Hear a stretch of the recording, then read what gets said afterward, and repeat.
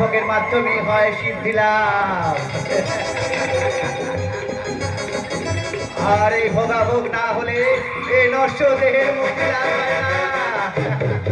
তাই আজকে আমি তোমার প্রতি করব এক ভক্তিমূলক প্রেম নিবেদন।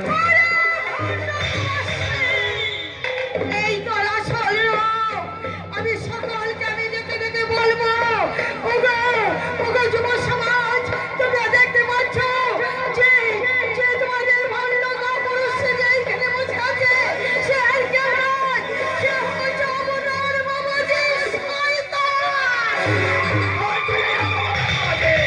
তোকে করবে এক ভক্তিমূলক